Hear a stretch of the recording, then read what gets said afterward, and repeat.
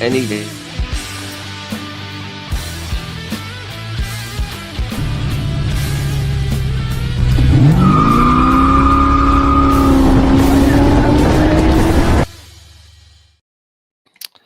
Well, good evening, Miss and Miss America and all the ships at sea. Tonight, we're gonna talk a little about current day Chrysler because there wasn't a lot of old car news in the news this week, and I've been making for better word, I guess a patio or some type of storage thing in my backyard during massive amounts of rains. Well, hello, Vintage 76 Garage. How are you? Um, it's been one of these weeks where I have really I haven't touched my old cars. I did do one video this week on Curious Yellow. If you haven't seen that, go watch it. Hi, Barbara. How are you? So yeah, it's kind of an interesting story. The whole thing with Chrysler and their high impact colors is it was something that was absolutely unbelievable at the time because no one else really did it. General Motors didn't do it. Ford didn't do it. Even Pontiac didn't really get into the whole act with the colors. It was kind of weird. Uh, that basically Chrysler, I guess, said they had figured they had nothing much to lose, so they ended up just kind of going, yeah, screw it. We'll just make some wild colors. Oh, good. 2 Diesel Larry. Is everything running well? I hope everything's running well. I actually, this is kind of interesting for 2 Diesel Larry here. Jamie's there. Hi, Jamie. Um, I drove my F-150 today, and this is how my week's been going. It started with me. I love those bright colors. It's one of my favorite things. So I was driving this. I'm driving my F-150 today, and this is just how my week's been going because I started doing a project in my backyard, laying down blocks, and then we got 7 inches of rain. Rain and laying down concrete blocks is not a great combination. It's actually a pretty terrible combination. Yeah, and so I drove my truck today, and I pull up into my driveway. I mean, I literally was just 2,000 RPM, not even doing it. I mean, I wasn't even in the turbos, nothing. And I smell something, and I know that smell, and it smelled like burning oil. And I'm like, I open the hood, and I see smoke coming from the right side of the engine, but nothing else seems weird. No codes are getting thrown. I don't have a clue, and I don't really have time. Being in 11 days, I'm driving up to Bowling Green to go to Mo Party, and hangnail. Ow. And so I really can't bring it to the dealer, and now I'm just gonna have to say like a freaking novena or something because now I'm worried. I mean, it's just the weirdest thing. They have worked on the turbos before, and the last time they did something on it, it took them like a month. I don't have a month right now, and then I'm going away at the end of the month. So this is not great. Not great at all. Not great at all. So I'm it's been one of these weeks. I don't know. But there is some new Stellantis news because and I'm glad to see that everything's good for you, Larry, because you were going through a whole thing there. Uh Fantasy football draft party. Oh my god. I hope you at least eat some chicken wings or something. But thank you very much, Al. All right, so yeah, so if Autobot's out running around, I honestly, seriously, he's going to a fantasy football draft. I hope it's not the valve cover gasket because they changed it. Literally the Ford dealership changed it, and and The last time they did anything on this vehicle, it turned into a fiasco. I know it could be that. I didn't really have time to investigate it today because I had to start working. So, uh,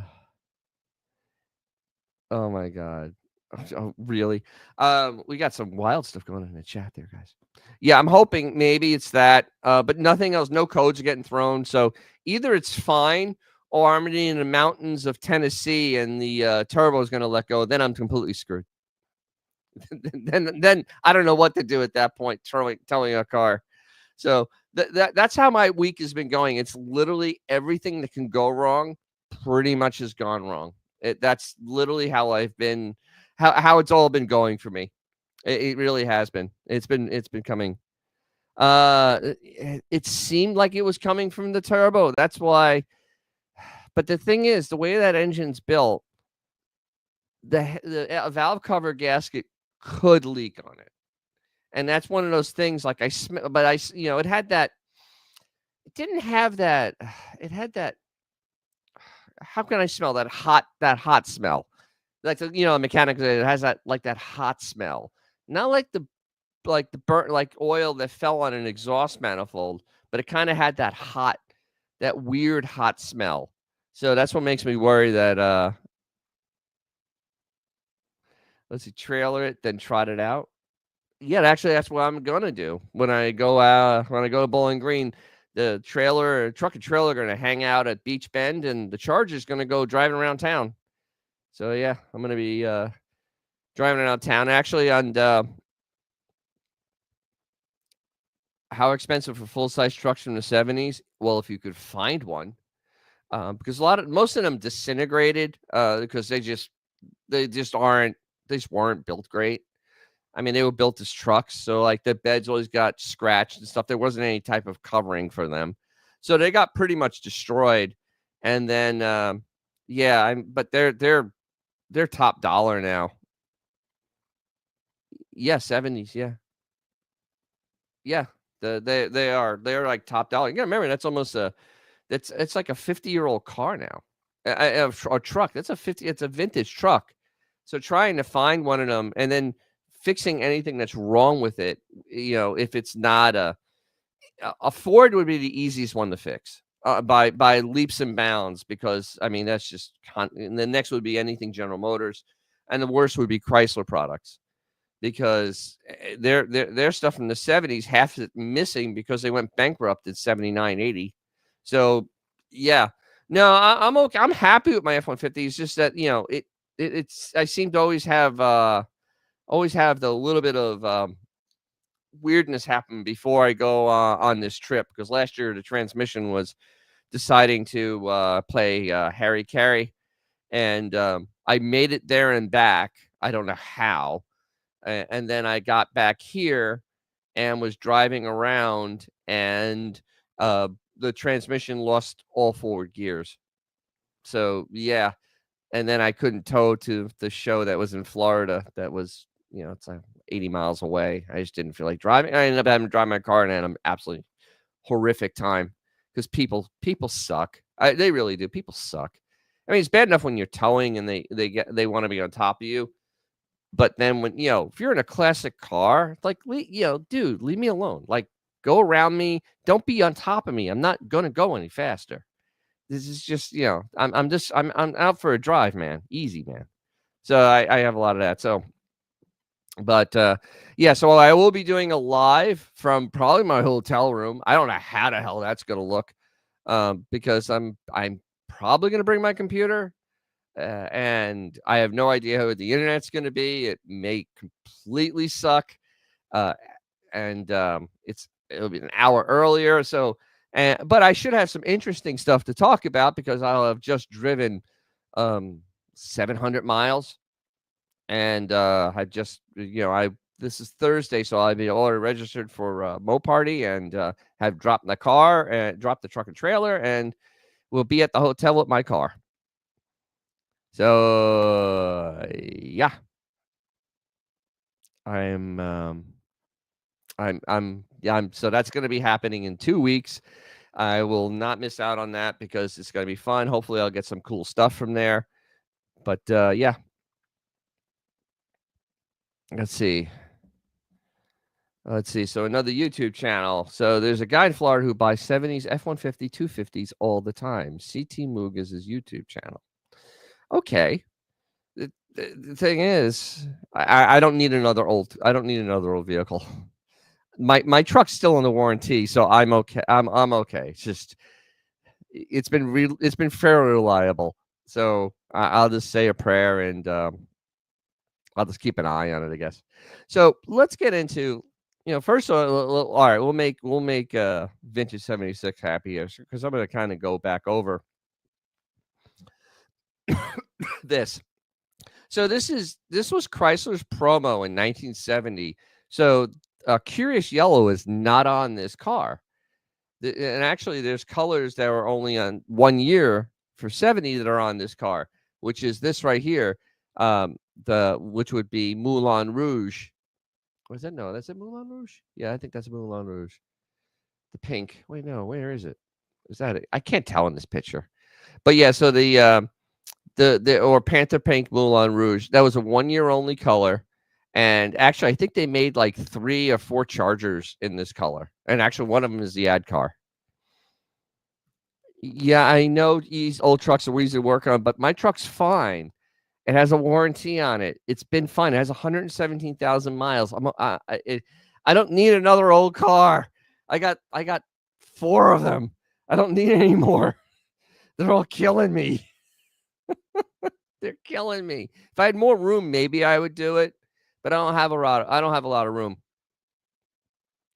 So yeah, and I did bring back some colors like the Sublime. There's actually a dealer. I have a GoPro. No, seriously, Sue. Wait, let me get big here. Let me get big here for a second.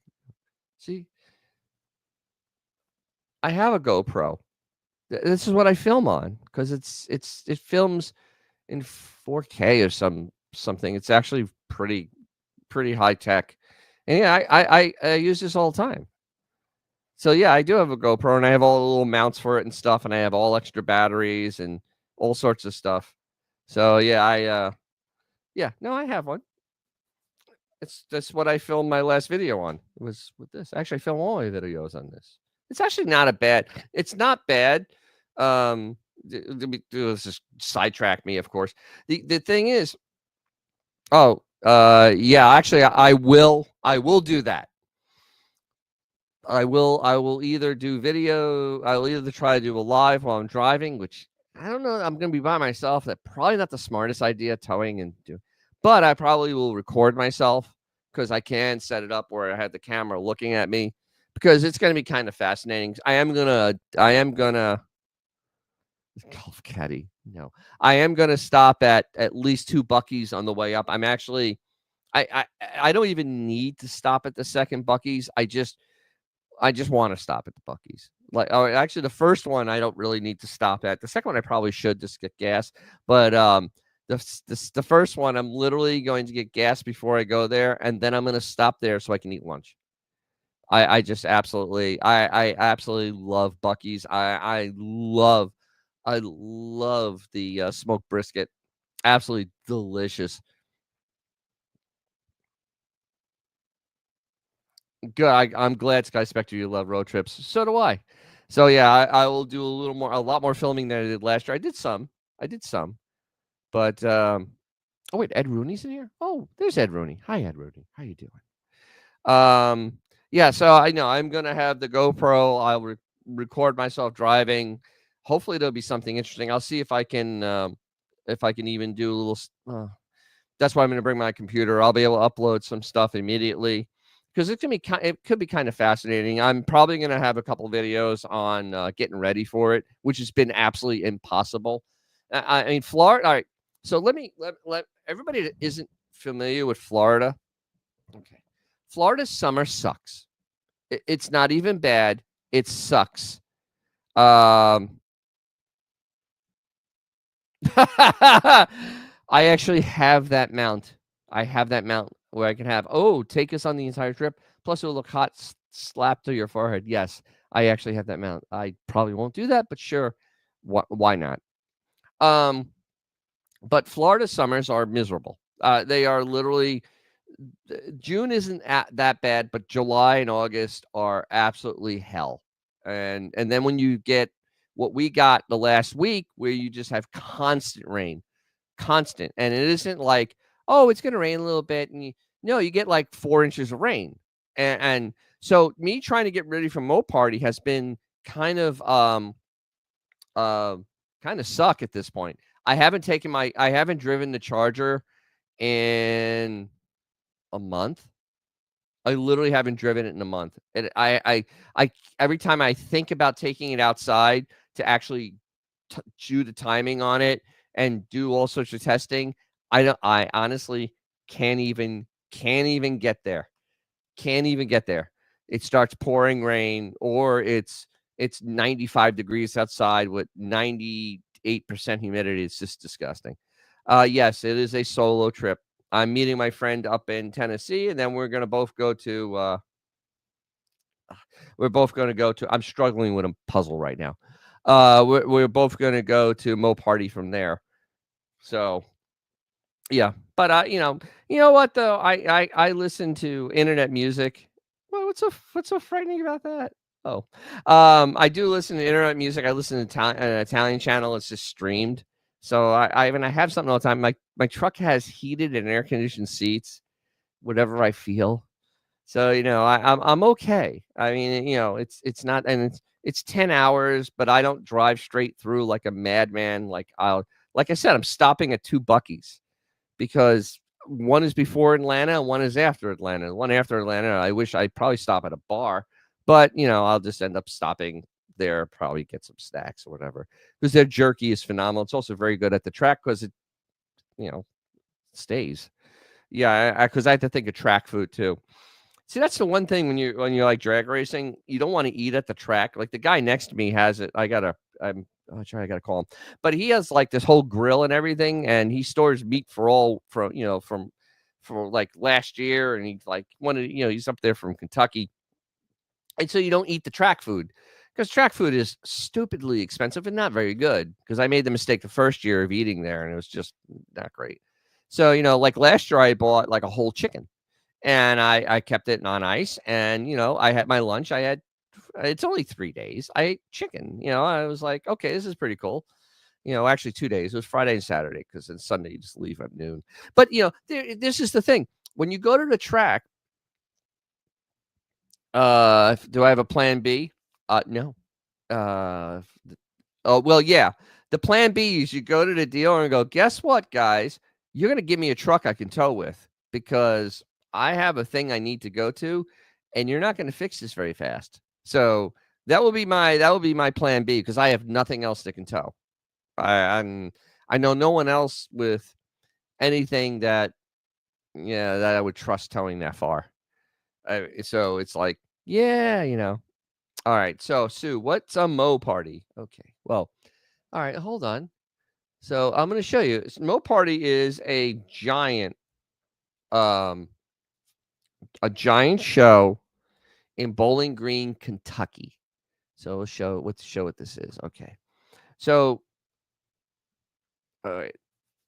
This is put on by Holly. Holly is one of the largest aftermarket manufacturers of car products. I mean, everything, because they've bought so many companies. They make everything from carburetors to suspensions to camshafts, crankshafts, you name it, fuel injection, they do everything.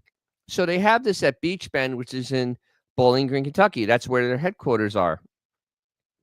And so they're headquartered there, and that's also where the Corvettes are made, in Bowling Green. And also, for all you Stern guys, that's where Casey Armstrong went to school. School is in Western Kentucky University, which is also in Bowling Green. Bowling Green is really 3 days of chicken on ice. No. 2 days. I put it in the refrigerator at the hotel room. Literally, I'm not an animal. I literally, it's already cooked. It's fried chicken. Uh, oh god, a U-Haul truck, Jesus. I might just cancel the trip. But yeah, so this all right, so to answer the question, what is a Mo Party? So it is a giant show at this drag strip that has drag racing, autocross, car show, Australian style burnout contest, and more. So, and it has this is kind of some of the things that they have. The autocross is wild because there's a lot of really big cars doing it.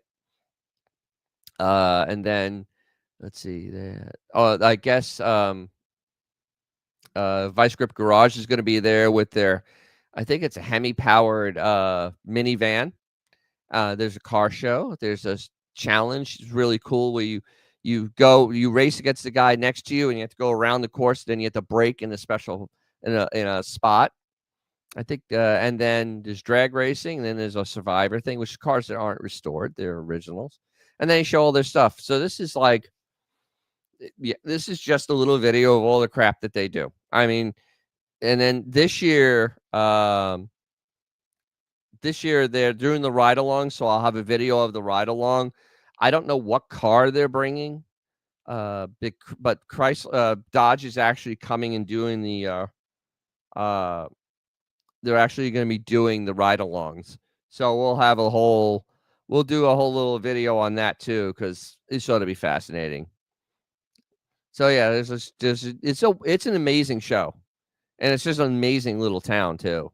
Oh, the Hemi on the Glass. I actually have seen that car drag race. It's scary. But yeah. See, Sue M. See? It's a fun time. And they have a bullet contest. So there's that. Um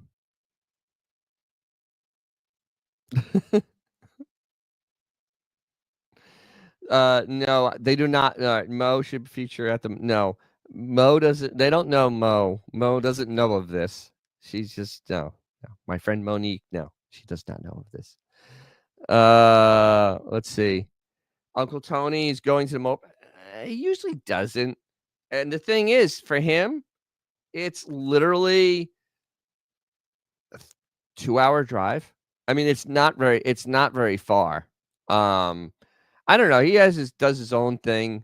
Um, he doesn't really seem to come to big stuff, but he's a massive YouTube channel, so he has to, it's almost like having a TV network when you at that point, because you have to constantly feed the machine. I mean, I'm at that point too, where I'm constantly feeding the machine because I like having content come out there. I like people seeing it. There is of course money involved. I mean, I do make a little bit of money at this, so you kind of have that whole obligation. So I don't really see him ever because his type of stuff, unless he went to the swap meet, I am really not sure he'd actually be there. So yeah, you're gonna hang out in the sinkhole. I have actually gone to the Corvette Museum. I have seen the Corvettes down there. I giggled a little. I'll be honest, I did giggle a little. I also saw the Corvettes that were pulled out of the hole. So everybody that doesn't know, at the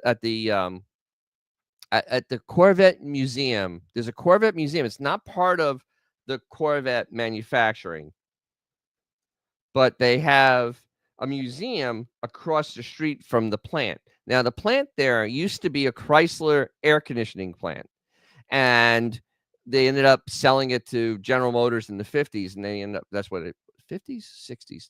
I know they got out of it somewhere around there. Open bar. No, there's no open bar. But the the Corvette Museum, let me because they have what they have there is absolutely insane because when they built the building, they didn't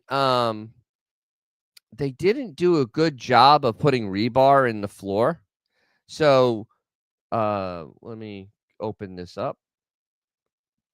All right, this happened. Let's see if I can. They have the better picture. Here we go. So this is what happened at the Corvette Museum. There was no rebar at all in the concrete. And this is an area that has lots of caverns. And when you have caverns, that's usually sinkholes. Well, a sinkhole opened up and it swallowed 12 cars. And one of them was like the millionth the millionth Corvette made. I mean, they were actually one of a kind cars that literally fell into this hole. And they they did restore a couple of them. Here I saw this one, the Blue Devil 01 and the 1 millionth Corvette.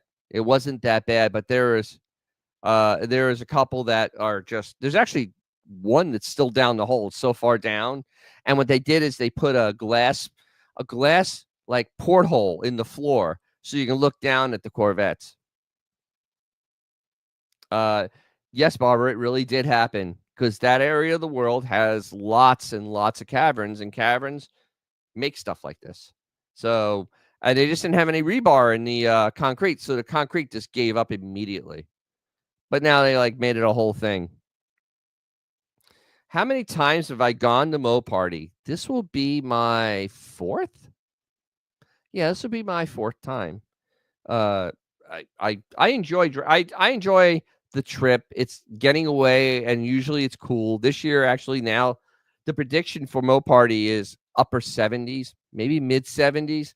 I'm okay with that, being that when I was working in my yard, it was what was it, 94, and the dew point, which is what water consolidates, was 79, giving you a humidity of like 66% at 94 degrees. I can't tell you how much I sweated. I'm looking forward to it not being hot. Maybe next year though, I might go to the Woodward Dream Cruise we had talked about 2 weeks ago, because just something different. I'll do that instead of going to Mo Party, just because it's the largest car show in the world. So yeah, the news, yeah, the Bitch 76, that news story in the news. Yeah, it was crazy. Oh, that's right. You're in upstate New York, right, Barbara? And yeah, I've heard my friend is in Massachusetts, and he's like literally saying, "Oh yeah, it's 74 degrees out." Gee, thanks. And of course, then I get pictures of, Kelly's roast beef and uh, the what do you call the crab and the lobster rolls. And yeah, so yeah, I'm getting all that stuff from him. But yeah, I've heard it's been beautiful, and I'm looking forward to being beautiful. You have no idea how hot it's been. You really don't. That's I'm actually, it was actually at the point where Albany. Yep, yeah, this is the time of year it starts changing.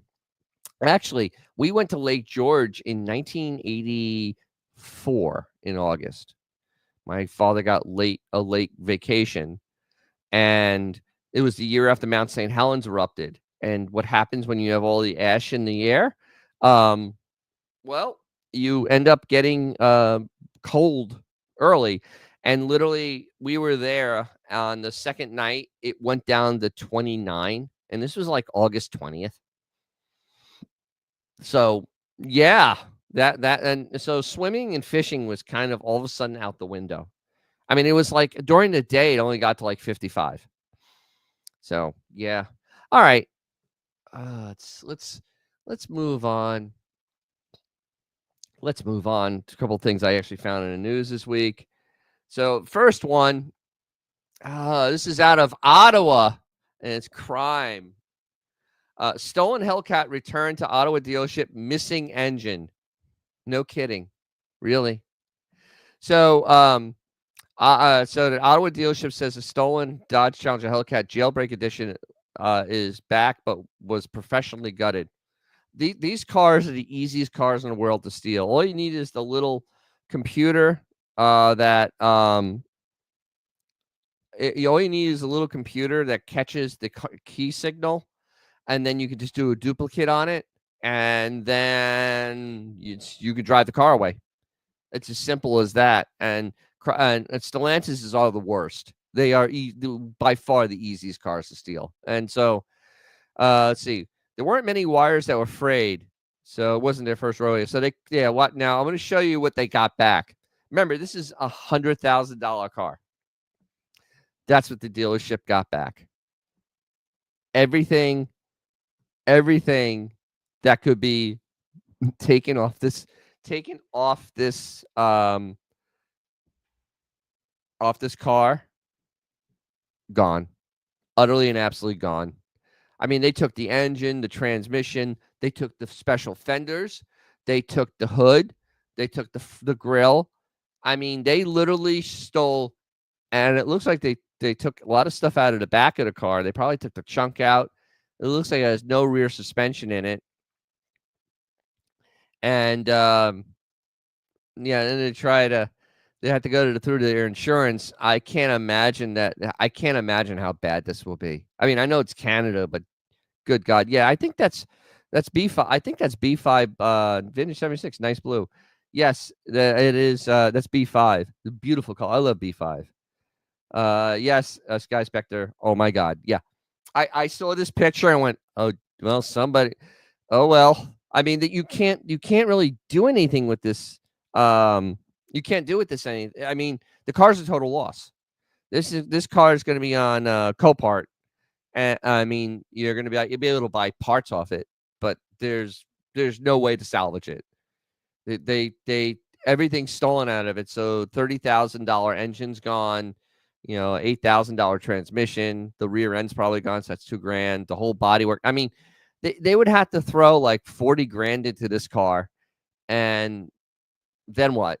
I mean, so it's just going to go to Copart for parts car. So be on the lookout in Copart and see if you can find what's left of this Hellcat. And you can probably, if you need wheels, wheels left on it, or door.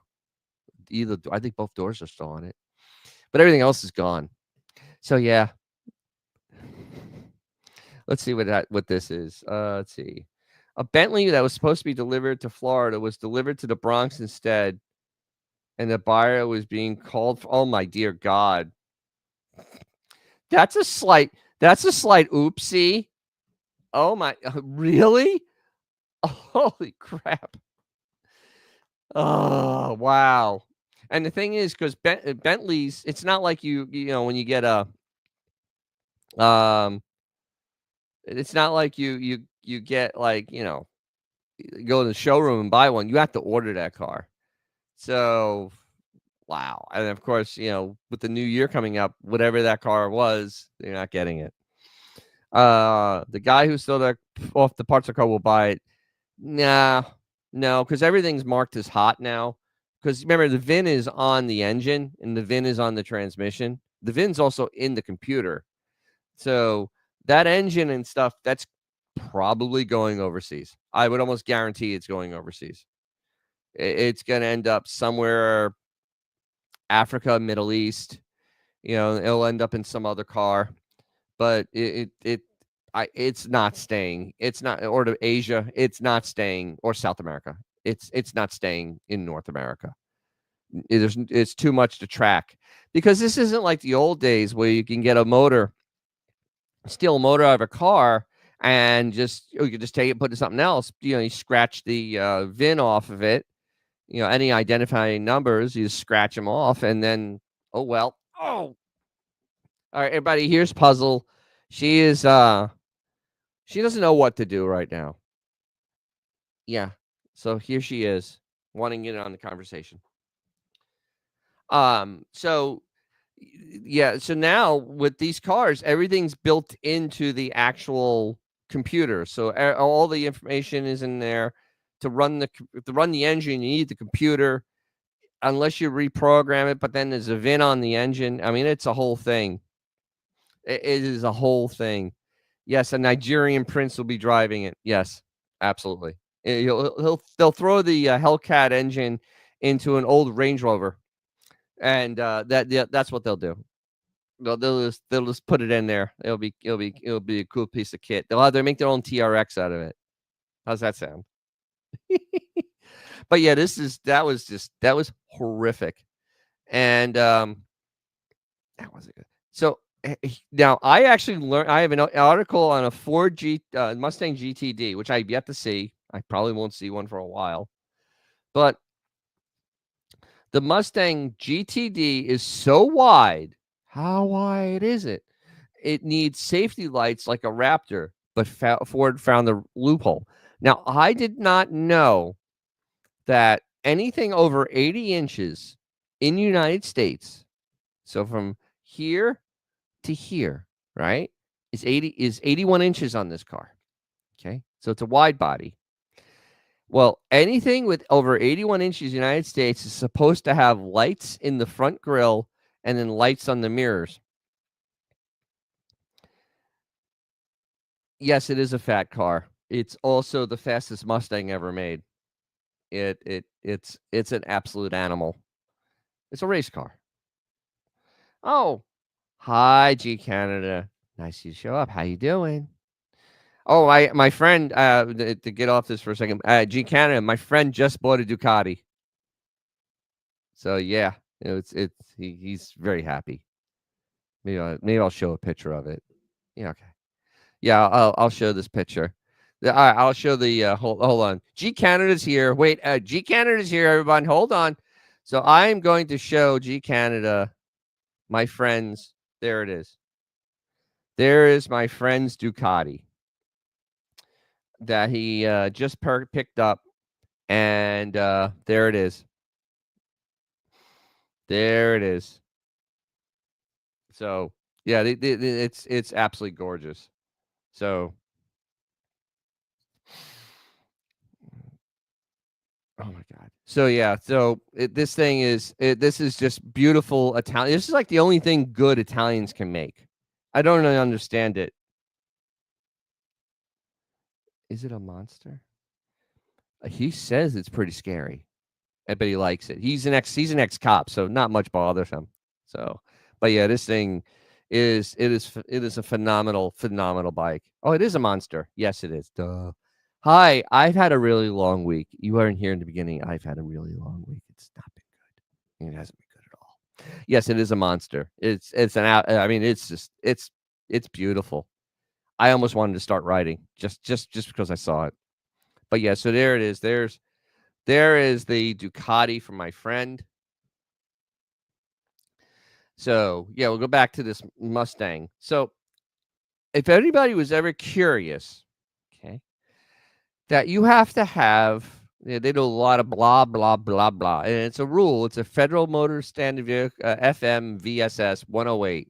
Larger vehicles, which are trucks and SUVs and trailers, because the car is wide, that are 80 inches or wider, require clearance laps bookending the sides and marker lamps in the center with specific positioning and spacing rules.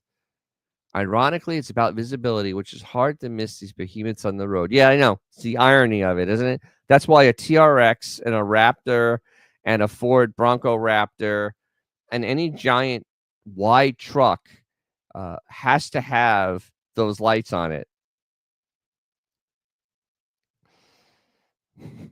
So so literally they got out of having to do that on the on on the Mustang because it's considered for work trucks, and they're not saying that it's not a work truck, so it's not a work vehicle, so they can get away with it. But yeah, so I did not know that. I didn't realize it was like over 80 inches, and then you have to do this type of stuff. Kind of weird. Yeah, Barbara, I want one too. They're $325,000, but I mean, I think it did Nuremberg in like 7 minutes, which is terrifyingly fast. Actually, go look up later. Not now. You have to watch this. Go look up later. Mustang GTD Nurburgring. Uh, I don't even, Jamie. I don't know how much those motorcycles go for. I know they're expensive. They're probably in 20s. I don't know. G Canada knows because he has one. But actually, I could look that up. Can I? How much? How much Ducati Monster. Yeah, I talk as I type. Oh, they're not that bad at all. Let's start at 13,000. They're cheaper than they're actually cheaper than freaking Harley Davidsons. I thought they were much more expensive. Look at that. Whatever. I don't want them to know my location. Wow. 13,000. Here it is. Here's the wow. So they actually, yeah, these bikes are not. I'll even show. Hold on. Let me. Yeah. So yeah. So this is Ducati website, and they aren't that expensive for what they are. I mean, they're cheaper than a Harley. Harleys are like 30 grand for a good one, and that's all relative, I guess. My friend has one, but he should have just gone and got one of these instead, because this is absolutely these are just amazing looking. And there's so much tech in this thing. It's amazing. It's like the best thing Italians build. Literally, there's literally nothing else that Italians build that's as good as this. A Testa Stretta engine. 11-degree twin. Wow. 1,000 cc's. Almost that. Wow. Cool. So yeah. So here we go. The bike talking tonight.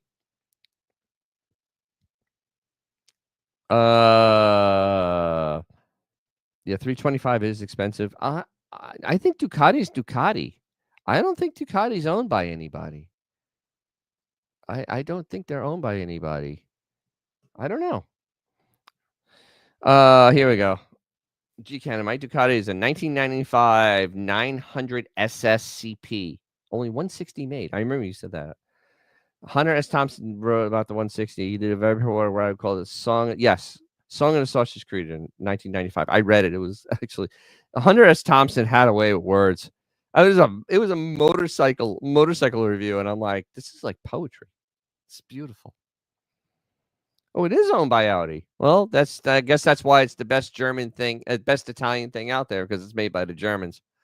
Because nothing else Italians make is any good except Ferraris. Yeah. Go ask how Alfa Romeo is doing right now. Oh, wait. So this caught my eye. It was from Car Buzz. And it's about the car company. I've actually done a couple videos on this.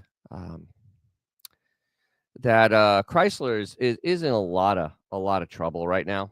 And yeah.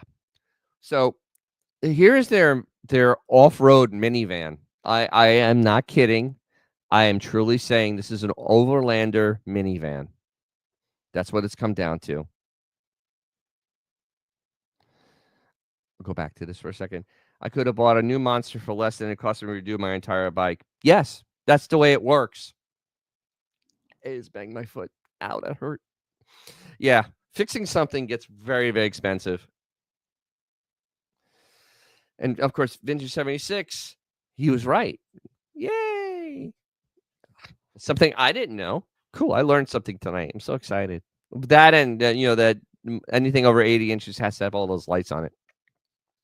So here we go. The minivan maker made an Overlander, and the Car Buzz, the least innovative car brand in America, is stuck in a minivan rut because Chrysler has not come out with a new product in over a decade. Literally, it's been over a decade since Chrysler has come out with a car or truck or anything. They've had nothing new. Everything was all old stuff. So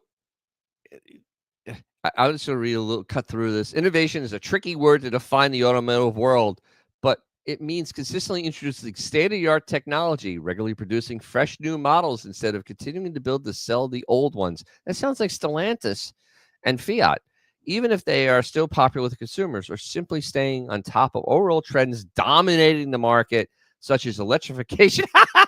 Ask them how that went. How's that going? Or the rise of the subscription model. Both of these things are going to go away. Sometimes Car Buzz is really out there, but electrification is going to go away.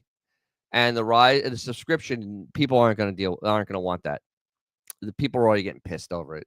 You can't do that. You can't charge to have heated seats in your car. You really can't. You can't. That's what they do. They actually charge you so you can have heated seats in your car. It's absolutely insane. Um, let's see. So the JD Power, of course, does the study. Oh, I have a cat tangled. Okay, that hurt. Um, but of course, JD Power does a study on this, and they literally came out that Chrysler is the least technologically advanced company in the world for cars, I guess. So literally, they're behind like Chinese models. They're behind. Oh my god, like the they're behind like Seat. They're behind everybody. They are like horrible. So so basically, the whole thing's that they don't have anything, blah blah blah. And here it is. This is their car. This is all that Chrysler sells right now is this minivan. And now they made an off-roader of the same vehicle. And it boggles my mind. It's also the 100th anniversary, and this is the product they have. For 100th anniversary of a car company that was known.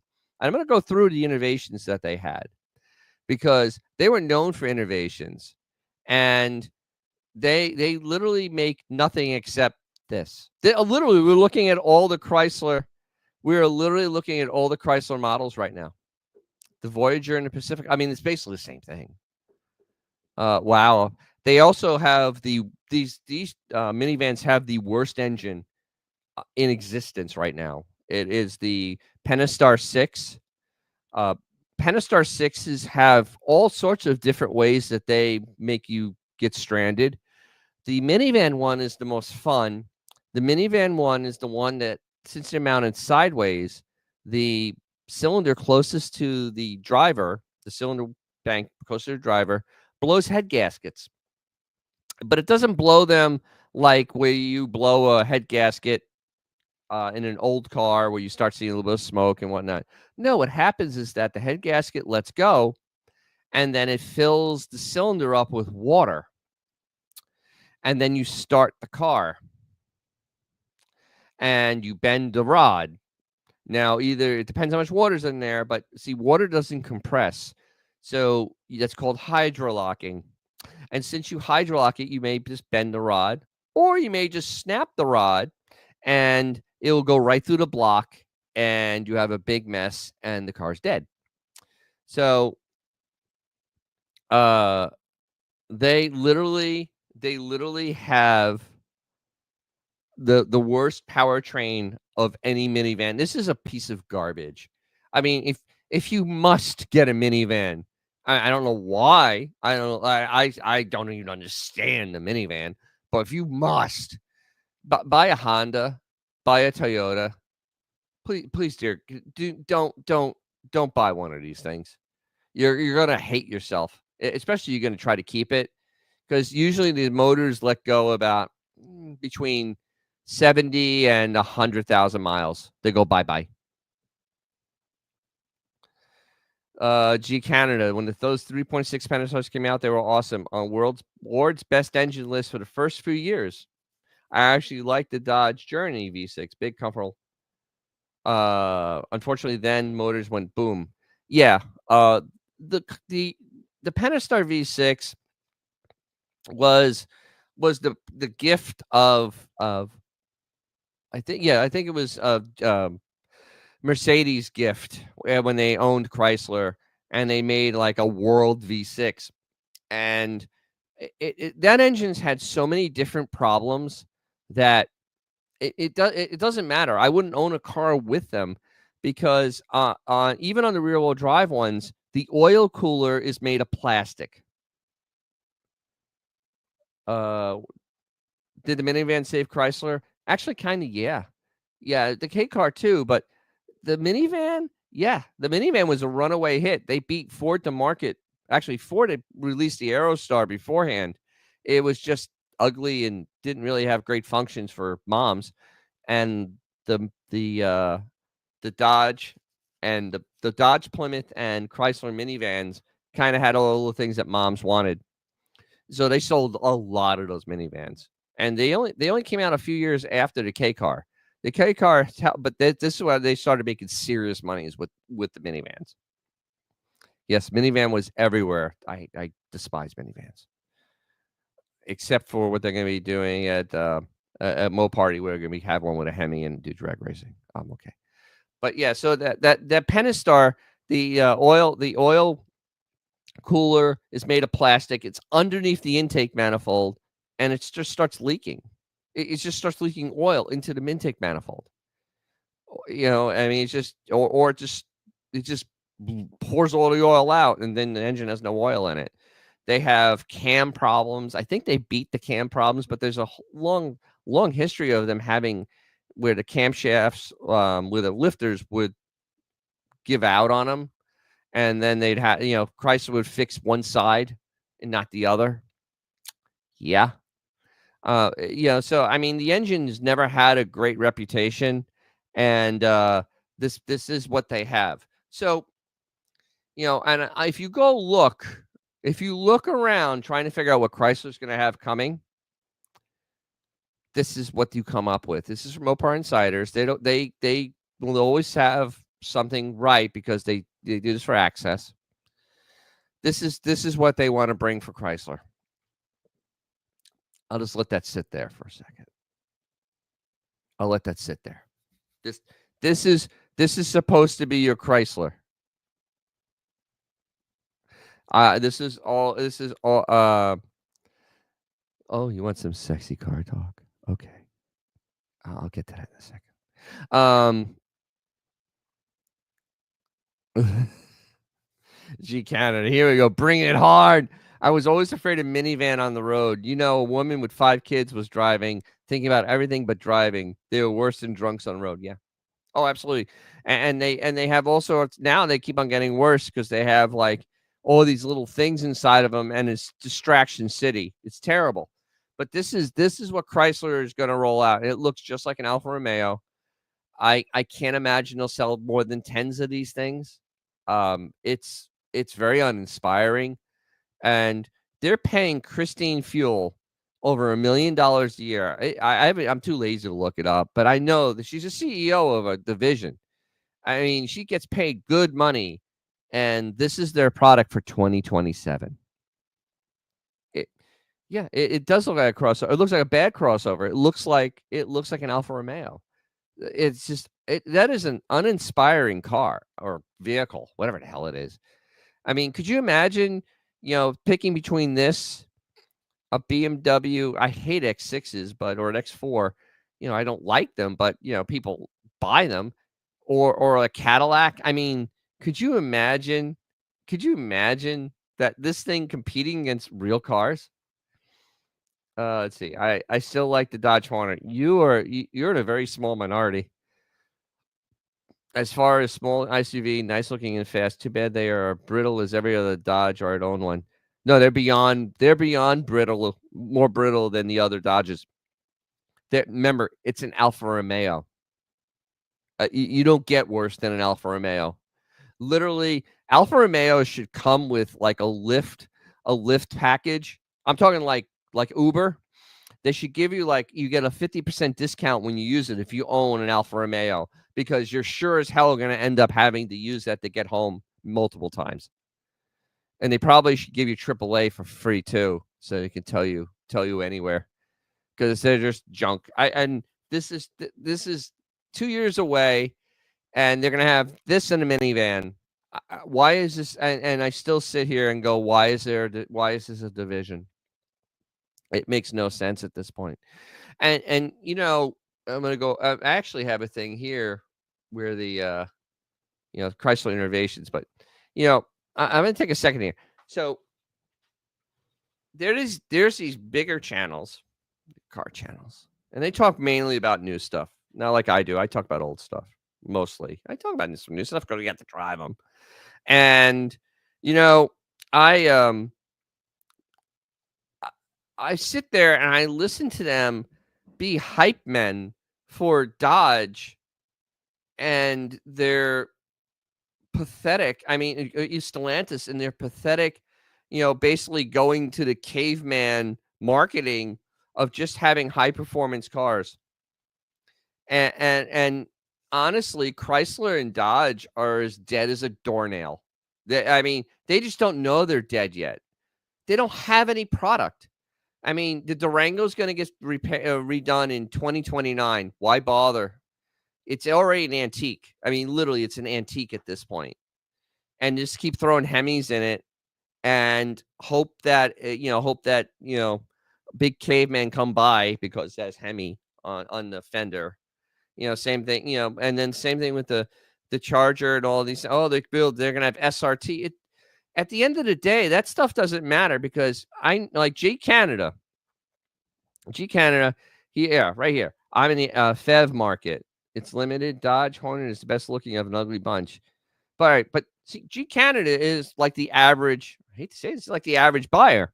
The average buyer isn't looking for a 700 horsepower car. I mean, I'm not looking for a 700 horsepower car. I just want to be able to go. I just want to be able to go to the store and back and not use half a tank of gas, and be comfortable. And oh wait, here we go. Gary Ackerson. Gary Ackerson always comes in with the good stuff, but he comes in hard. You was at Carlisle? Oh, I wanted to go. I wanted to hear this. So he listened to her at Carlisle. She said Chrysler is going to do big things. There it is, Gary. There's the big things. I got home and here Chrysler filed bankruptcy in China. She didn't seem impressive to me. She isn't. She's over her head. It has nothing to do with her being a woman or whatever. She's over her head, and she has no idea what she's doing, or she just, I don't know. I mean, to say something like that, and the China thing. See, if you do business in China, you will lose. The Chinese will steal all your intellectual properties. They will literally steal it and not pay you a penny for it because that's what they do. They just take. And the deal went south on them because they were trying to get on this fantasy Chinese market. The Chinese are the best at doing pure propaganda and hype because I was listening last year. They were telling me how the Chinese EVs are going to take over the U.S. market. And I looked at the Chinese EVs and went, how? I don't even understand how. I really don't. I mean, I don't understand how. They're not made very well. Literally, their customers are their test bed. And Chrysler or Stellantis, I think it was Fiat that started that deal because this is like 2010. They started that deal, and it was something like pie in the sky.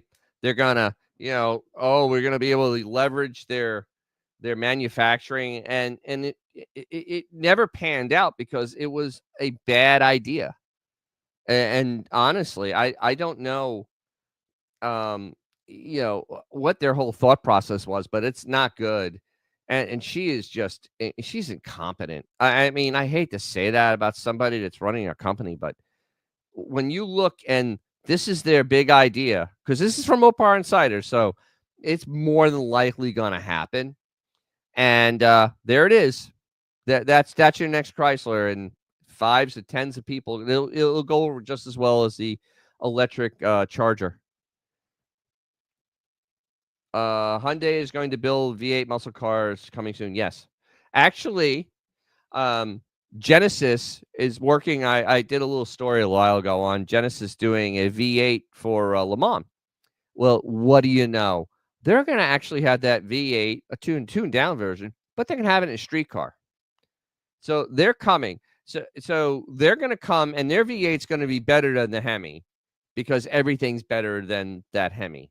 That Hemi is not a great engine. It really isn't. I mean, I don't understand. The marketing on that car is amazing because they're not the engines aren't very good. They really aren't. If you don't drive them hard, they don't last, and you kind of have to drive them hard to keep them from getting their lifters annihilating themselves. And it's just it, and then now you have e-torques. Everything has an e-torque on it, which is an electric motor run by a belt, or runs a belt to run to the crankcase. And when the electric motor breaks, your truck is down for 3, 4, 5 months because they make them on demand. They don't have a supply of them. Congratulations. I'll take my twin turbo. I may be having my problems with my twin turbo Ford, but you know what? It has 117,000 miles on it, and the engine's actually been very, very good. Knock on wood. But I don't have anything weird like that going on. And so all right, so here we go. You wonder why this is so upsetting about Chrysler? Here it is. Hopefully I make this a little bigger. All right. So after World War II, okay, Chrysler Corporation, right? They did mass production of the Hemi. And this was a real Hemi. It had the spark plugs dead smack in the middle of a dome. Could run on any type of it was made to run on low octane fuels. It absolutely would just run and run and run on anything. They had the gas turbine program in the 50s, which was actually ended up making them lose a lot of money, but they were still building cars that no one else was building. Ford and General Motors weren't thinking about this type of stuff. Padded dashboards, because most cars had steel dashboards. All cars, actually. And 49 Chrysler vehicles were the first to ensure the feature of safety cushion dashboard. My uncle had a 55 Ford, so this is 6 years later, still had a steel dashboard. Absolutely dangerous as can be. Key start ignition. So they had you had to use a button. So actually, we've gone backwards because now we use the button to engage the starter. So now the Chrysler came out in 49 also with the key turning starter. Bonded brake linings. This is modern brake linings.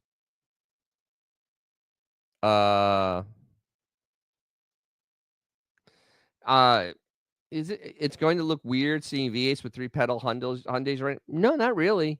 I'll embrace it. I love the Tiburon. The Tiburon was a great vehicle. An absolutely great vehicle. Came with stick shift, V6, rear-wheel drive, absolutely well-balanced car. Shame they killed it, But that's a great thing.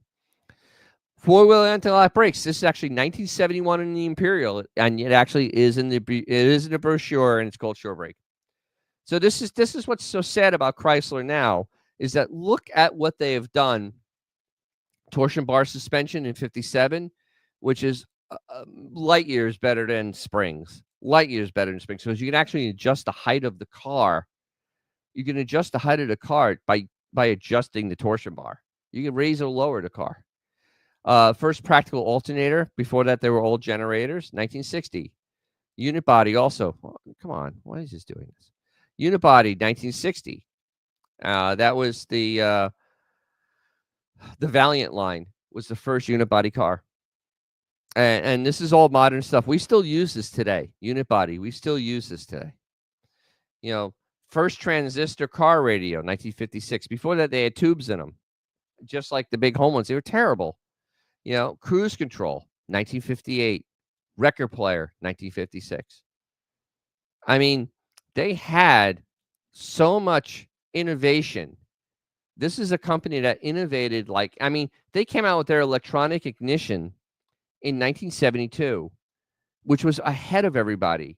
I mean, literally, they got rid of points and actually had a reliable electronic ignition system in 1972. This is what we're at this point. Oh, Gary Ackerson back again. Oh, they had 2 of the turbine cars. 100th anniversary of Chrysler Carlisle. They had 2 turbine cars. One ran, the other didn't. The one that ran was owned by Chrysler. I have actually seen that car. If I remember, because it used to be at the Walter B. Chrysler Museum, which is now gone. And I think it was like mauve. I'm trying to remember. Is that the mauve one? It's been so long since I've seen it. But yeah, those cars, and they're quiet because they're a jet engine. Yes, Sky Spectre record player. On the higher end Chryslers and the Imperials, you can get actually even the higher end Dodges. Plymouth you could because Plymouth was always like taxi cabs, but you can get a.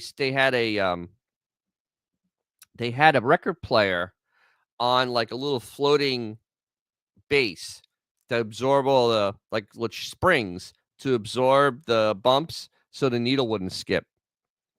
And it was absolutely. I've seen cars. It's absolutely. It's right in the dash, and you take it out, and it played 45s. I guess that was the record of the time. But it played 45s. Benjamin, hey, good to see you. You're busy. Okay. We're all busy. It's summer. Cool. Good to see you though. Hope everything's well. But I mean, that I mean that 100-year Chrysler, the 100 years of Chrysler Carlo, it actually almost sounds like it was a little depressing. Look at this. 4339 JK. Hi, all. Chrysler Electronic Ignition was developed by an engineer at the Huntsville, Alabama Space Division on a lunch hour. The story goes. I've heard that also. And I mean, honestly, it's actually an amazement of how well it works. And honestly, with refinements, I mean, I have one that does up to 7,000 RPM. I haven't tried that because I'm terrified to go over 6,500. Even though I balance there, I just don't want to see what happens. But I mean, at $6,000, I never have the thing misfire. I never have it do anything weird. But yeah, I may do a little. I was thinking about doing a thing on the electronic ignitions.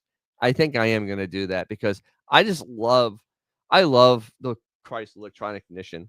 I really do. Honestly, it's so easy to repair. Uh, that and it's reliable. I mean, it takes a lot of weird things to happen for it to not work. So I've heard that story, and it's absolutely amazing.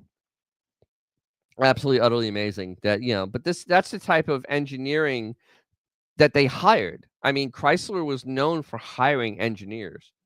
And I did a video on oh my god, I can't think of his name all of a sudden. I did a video on the Ford Look guy. Suddenly can't remember anything. I've become a little but before like 1955, like all post-war after Walter B. Chrysler died, their cars were designed by engineers. Literally, they did not have people actually that were stylists. Virgil Exner. They hired Virgil Exner to style their cars because they literally had the blandest cars in the history of mankind.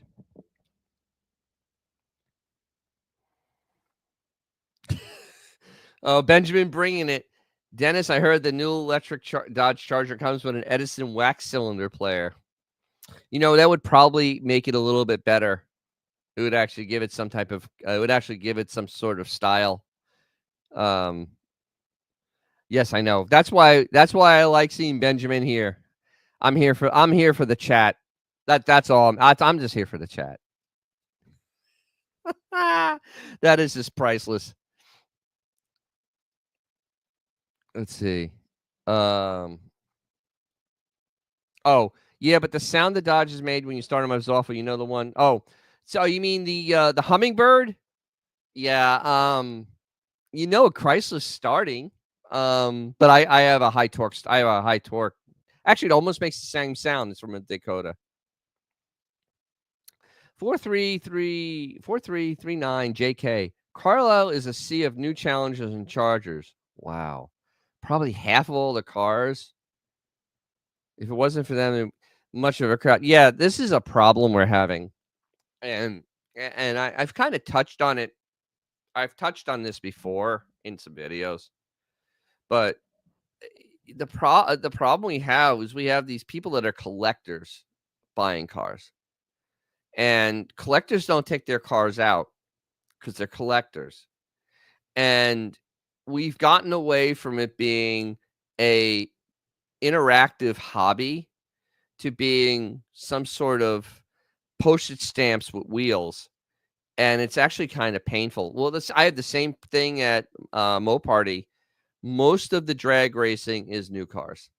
I would say if there's 200 cars drag racing, I would say over 100 are new cars, easily over new cars. And in the show field's a little bit better, but Carlisle, that's just disappointing because Carlisle used to see the most crazy stuff there. People just brought it, and but it's really sad because I think we're really running into this whole um, collector phase or collector thing. It's just getting worse. And the other problem is that Chrysler itself, whatever it is now, Stellantis, doesn't really do anything to support, old cars, um, because and they just don't. And I think it hurts the Chrysler crowd. It really does. The introduction of the copycat Challenger, the 125, the 125% Challenger, because it's enormous compared to a real Challenger. That did more damage to the old car hobby than helped it. It did a lot of damage to it. And when those cars are done, because they're garbage and they'll probably last 10, 15 years at best, then I don't know what's going to happen because, you know, I don't know if there's going to be any cars coming to stuff because it's really sad. I mean, I'm in the minority with my car. I drive it. I bring it. I mean, I go drag race with it. I use it whenever it's not miserable outside. It's been miserable. So, I mean, it's kind of sad at this point, that to see what's happened to the hobby because what happened. Well, the other part that happened was that the baby boomers, and I hate to throw them under the bus again, but they kind of held everything to themselves and they really didn't push it on to a younger crowd. I mean, they're trying to always get the last shekel out of every friggin' car. And it's like, it's not going to make the hobby last any longer.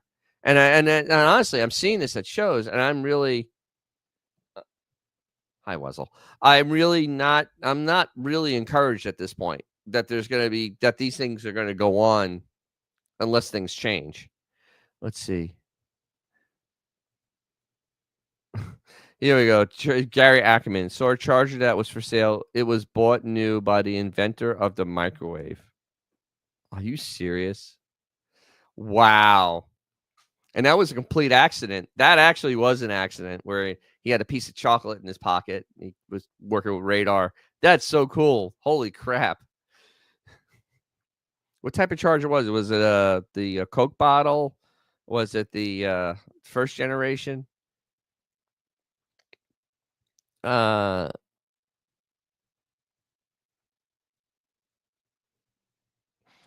G Canada, that's mostly the reason people buy new Dodge. You can drag them out of the factory.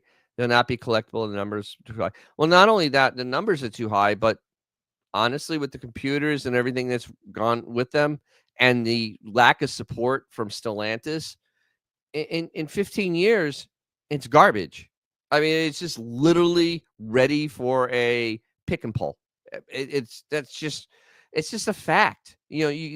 These anybody that has a Hellcat, drive it till the wheels fall off of it because it's not going to be worth anything in 10 years. Honest to God, it'll be worth like $10,000. It's just not going to have any value because to fix the engine, you'd be terrified to drive it because to fix the engine will cost like $30,000 if it's out of warranty.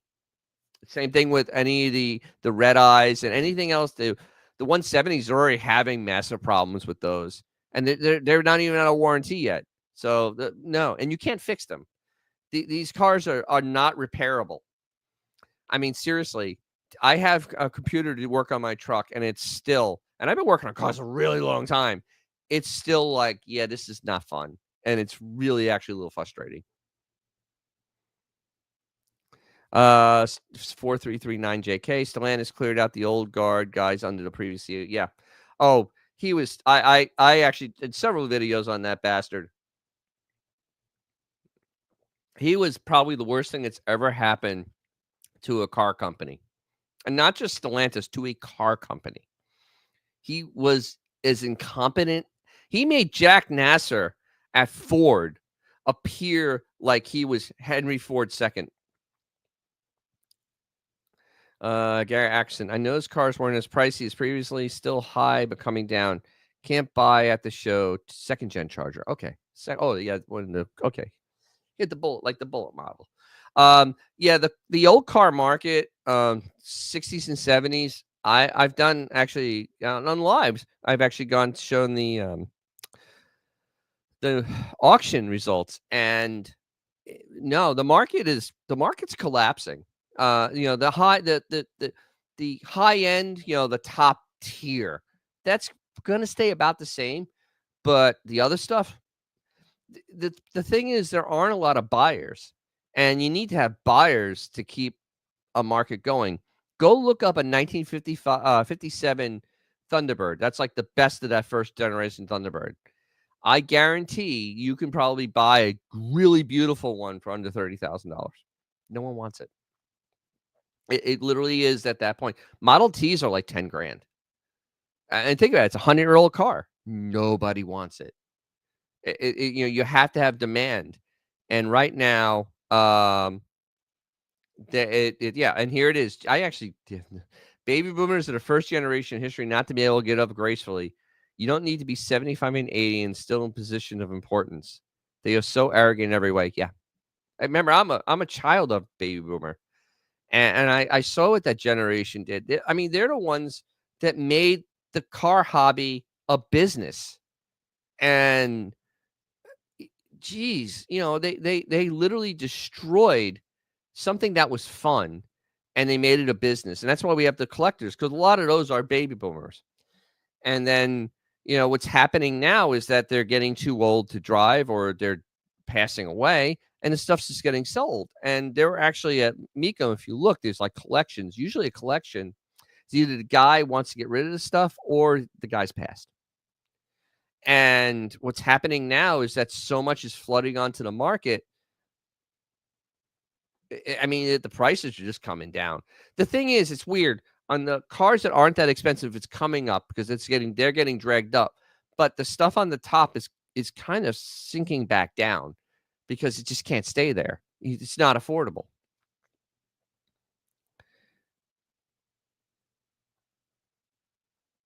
Why not? Why not convert the cars to old muscle cars? Because I don't know if you can. There's so many computers in a new car. I don't know. That'd be very expensive. I'm sorry, Sky Spectre. I didn't mean to be sad news. This is what's happening. Yeah, pre-war cars aren't worth anything. No. And you think about that. See, this is the whole, and I literally, somebody that has like a Demon 170, and literally, I just like, that car's not going to be collectible because it's just not. Because just because it's not a lot of them made doesn't make them collectible, because you have to have a desire to own it. And if anything, with the new ownership of them, like you just buy them, how bad they are, I can't imagine what they're going to be in 5 years or 10 years. And then how do you work on something that computerized 30 years down the road? You just don't. Let's see. Oh, one of my favorite cars. I saw a guy tonight at the gas station driving a 55 Bel Air. He was probably 70. It wasn't fancy, but it still yeah, baby. Well, yeah, the 55s weren't that fancy, but they're still a cool car. And yeah, there's your baby boomer owner right there.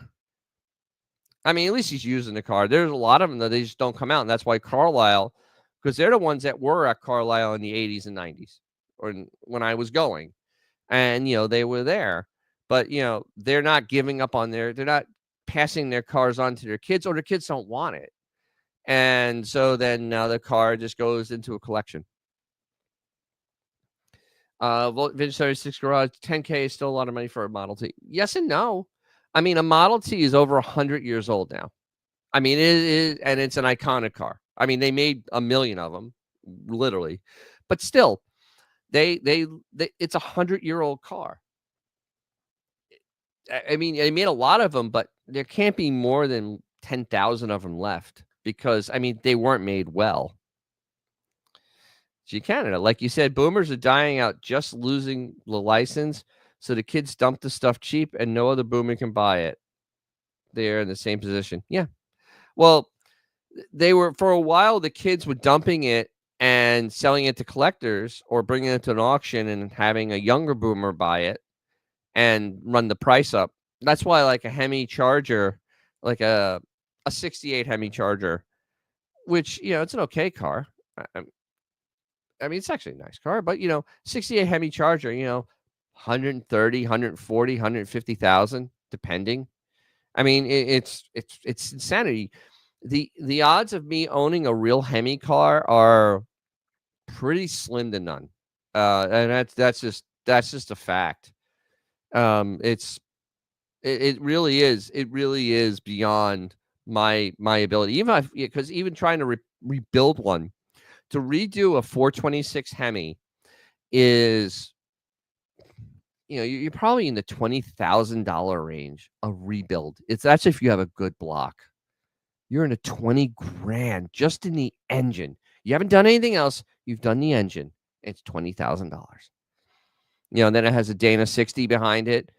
There's another 3 grand. I mean, it gets pretty ugly. Let's see. G Canada. My dad's friend had a Mercury Meteor. Oh yeah, that's we called that we didn't call it the Meteor here. The hell did we call it? Whatever. The other day, super cool and great shape, but he's a boomer who had to give it up soon. Yeah, and that car will disappear into a collection.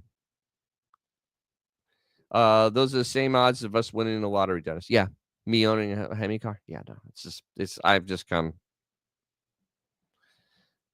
a Hemi engine, 30 grand at the show. Yeah, and I always wonder about those. How good is it? Because I mean, that's 30 grand. That's a car, but that's just the engine itself.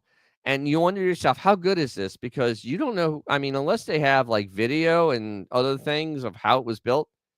I've seen some bad Hemi rebuilds. No, it was not a Falcon. It was, oh my God. Oh, hold on. Um, Mercury. It was a Comet. It was the Comet in America. That's right. I never heard of a Mercury Meteor. That's a cool name. They should have used that today. Yeah, absolutely. No, yeah, it was the Comet in America. Why Ford did that, I don't know. Sky Spectre, could you rebuild it, Dennis? Probably. I can't do the machine work, and the machine work's expensive, but the parts are mind numbing. A set of like Hemi pistons are like even aftermarket, not even because who cares if they're original, but the pistons are like $800, and like the pistons for my 340 are like $200. The rods you're looking like $800, $1,000 for rods. Push rods are special on that. Rocker arms are special on that. The valves are special on that. It is. It would be more money than I would ever want to spend on an engine. That's if the heads are good. If the heads are bad, bare heads are, I think, 4 grand a pair now, 5 grand. There's somewhere in that range. There's a psychotic amount of money. And all the internals on it, everything on that engine is expensive. And the like the right carburetors are $1,000 a piece. The intake manifolds are extremely expensive because they're only for that car, and they're like in the $2,000 range right now.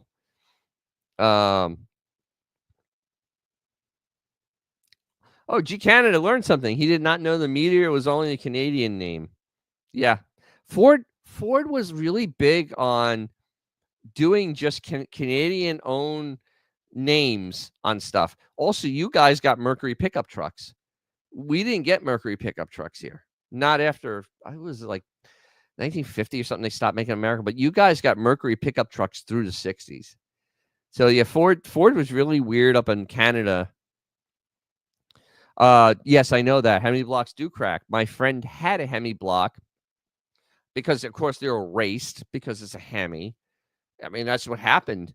And they usually get a stress crack in the block, like where the crank is. Even though it's 4-bolt main, it still gets from stress crack, and they usually weld it back up. And the weld usually holds, but they're going to be welded up. I mean, it's hard to find a Hemi engine that has not been welded. Yeah, the Comet is a very cool name. Actually, really cool car. I like Comets. They're a little nicer than Falcons. Same size, same little engines in them, but they're just fun little cars to drive. Really cool little car. Early 60s. Really cool. See, yeah, G Cannon understands the pain. The Ducati were 500. The pistons for Ducati were 500 each, and the heads had to be sent to California. Yeah, but that has what, 4 pistons in it? So the Hemi's still more expensive. No, but I get what you're talking about. Oh, two. It's only two, so it's only $1,000. Yeah, yeah, but and then all the bearings, the camshaft. I mean, because right now, I mean, here's the scary part. You'd have to go buy, like, if you're redoing an engine, and it's that type of engine. If it's like a Hemi, and it's for a Hemi car, and it's the right engine, you would have to go like to Lunati and have them make you a cam. You're not going to call up Comp and have them send you a cam. You're also not going to use their lifters. You're not going to use anything that isn't that's standard off the shelf. So now you're spending $400-500 on a cam, and you're going to spend $500 on lifters when everybody else only spends like $200 on lifters or 100 something. And the cam like $200. So you get it. The Hemi just gets it's so amazing how expensive that engine is because there was only 10,000 Hemi cars built. I don't know how many blocks were built, maybe 15,000. So that's all. And it's just oh yeah, here we go, Benjamin bringing it. I like this. Do Canadian cars go by moose power instead of horsepower? Yes. That's why G Canada is why they like building 302s in the old days. Parts were everywhere and they're cheap. Yeah. Oh, 302 is the easiest engine in the world to build stuff for. Really is. My God, it's absolutely. uh, wait. Can you Spy Spectre? Can you search junkyards like the old days? No. These things are in specialized junkyards, and the stuff you had to do for this engine ain't gonna be there. It's just not now. Those days are very long gone. And stuff like you would need for there. What happened to Lunati? Looks like Comp stopped production. I thought Lunati was still around. I know you get an Iski cam. Iski still makes cams. The guy's 100 years old, which is amazing. But they make really good cams. But I would never put a Comp in my car. Absolutely not. I would never put a Comp in my car. Oh. Gary Ackerson just sent a 383 to a machine shop. Got an estimate of $6,000 on the three. Holy crap! Only non-stock items were roller cam and lifters. Rebuilder won't use a regular cam. He said he had bad luck lately with cams. See, you don't have to go to a roller. If you go and you buy an Iski cam, Lunati, I think Lunati still makes them. If you go and have them make you a cam, it'll be good. And I use Rhodes lifters because they're really well made. They don't fail because they actually take time. They're expensive. I mean, Rhodes lifters for a Chrysler product are like $160. I mean, they're a lot more than your average lifter. $180. They're expensive, but they're made very well, high tolerances. And the other thing, see, why it was so much though is because the roller cam, you have to do a lot of machine work to get that to work on a Chrysler. The way that the lifters sit in there, there has to be all sorts of machining done to make it so the push rods go up nice and smooth because it wasn't designed that way. So, yeah, wow. But yeah, oh my God. But that's machine shop now. It's expensive. Oh, Comp bought them, so that means Holly owns Lunati. Comp aren't great in Chrysler, but yeah, no. I actually have a I don't have a I have a oh my god, it's been so long since I thought about it. Crane. I have a crane cam. They actually were for Chryslers. I got they went belly up because of virus of unknown origin, and I actually have one of the last crane cams. I have a 284 46 with a 112 center line. And absolutely, it rings perfectly true. Broke right in. Looks beautiful after like 10,000 miles. It looks beautiful. Rollers added 1,600. Yeah, holy. Oh my god. Wow. Actually my 340. Well, there's the last time I had to rebuild it. I don't think I put 1,600 into the whole engine. Oh my god. Wow. Wow. Wow. Yeah, the thing with comp cam, comp is having they're still having problems. And I think it's Holly. Holly owns them. Everything that Holly touches just turns to poo. It just seems that way. Uh, they they're what's happening, and I saw a couple of channels that the stock that they're using, the metal hasn't been heat treated properly. Or they're ground wrong. My friend actually is rebuilding a 340, and he got sent a Ford 302 camshaft. He looked right out when this is not Chrysler camshaft. It's Ford 302 camshaft. So that's the quality controller, and this happened within the last year. This is the quality control we're having at this point. I mean, and then Uncle Tony actually showed a lifter that had no crown on it. It was flat. So literally, when you take them out of the box, you have to put them on a piece of glass and see if they wobble. Because if they don't wobble, they're gonna absolutely eat your engine. Uh, G Canada had a crane cam in his 302. Yeah, I mean they're great cams, absolutely great cams. My car has a really great exhaust note. It does go, but it has a great exhaust note. Cam blanks are made in China, most part, yeah. Except for high end cam makers, yes. Comp especially. And the steel is just garbage. It's just garbage. So I mean, it's like you almost want to buy vintage camshafts now. Actually, there's a lot of guys are doing, but you're gonna pay out the yin yang. So yeah, it's just gotten the whole thing is an absolute mess right now. I mean, seriously, especially with Chrysler products, just because Chrysler itself is not a very big help. I mean, the direct connection catalog at this point has 3 pages. I mean, 4 pages for old cars. I mean, it's actually almost it is a joke. It is literally a joke, and I don't see it changing. And that's kind of the biggest problem is that there's no support from Chrysler. Like Ford offers cams to their cars. Now, I imagine if I ordered a cam from Ford, that it actually wouldn't be bad. Billet cams are, oh god. Yeah, not cheap. I can't even fathom how much a billet cam would be.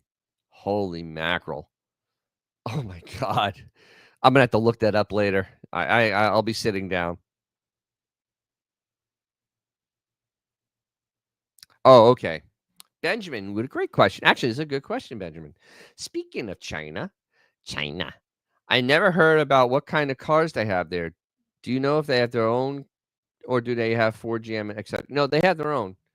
They actually, one of them actually bought Volvo. And they have many car companies there. They're all kind of subsidized by the government because the government wants to be like a player in industrial world, so they're kind of subsidizing their cars, and Yeah, I mean, BYD is a company, and then, uh, what am I Chinese owner of Volvo. I'm gonna look it up. I can't type. If you haven't figured that out yet, I'm terrible at typing. It's owned by Geely. So Geely is a manufacturer in China, and they own Volvo. They owned it. They've owned it now for 15 years. Yeah, actually, Ken, I brought that up before you came in. No, but yeah. The Chinese, their game plan is to steal the intellectual property, and then they dare you. Uh, they dare you because yes, all Chinese cars are ripoffs of North American EU cars, like everything else they do. Yes, because that's the long game. Because the American companies and the European companies are so foolish, they go into business with them, and then they get surprised when the Chinese steal all the intellectual property, and then they go, "Okay, take us to court." Good luck with the international court. Seriously, good luck with it. Um, I've never heard anybody actually getting any success using international court. You've lost it. 4339 JK, bringing more facts. Ford bought Volvo for 60 billion, then sold it for 20 billion. Yeah, that was the Jack Nasser age, and yeah, they didn't know what the hell they were doing with it. They really did. They didn't know what they were doing with Volvo. They also didn't know what they're gonna do with they oh my god, they own Jaguar too. I forgot they own Jaguar.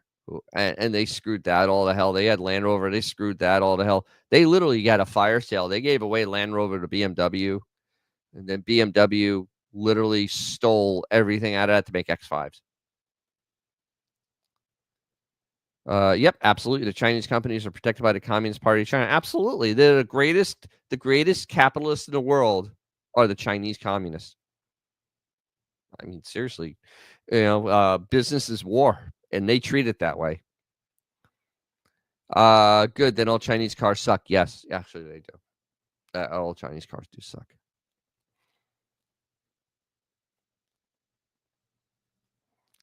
Gary Axton. Oh God. Ford 73 gas truck engines were eating cams. They solved the issue by not buying the cam and lifters from China. No kidding. It's amazing. And I mean, it's like, what type of garbage are we buying? I mean, seriously. It's just amazing how bad. You'd figure by now car parts would be like, especially replacement parts would be like cake. And I literally went to 2 power window motors in a 95 BMW because they just weren't made right. And they never asked for them back. Literally, they put a gear in this thing for the power window motor that looked like it, it looked like a child's toy's plastic. I mean, the teeth, on a gear for a window motor. Usually, the teeth are very deep, and the plastic is super hard because you're moving a heavy piece of glass up and down. No, this was a soft piece of plastic. It ate the piece of plastic. It literally ate it. I took it apart, and I'm like, oh well. And I ended up I Frankenstein the motor back together, and now I have a window that works. But it absolutely sucked. I was in that door 5 times. Not something I like doing. Did it say Duncan on it?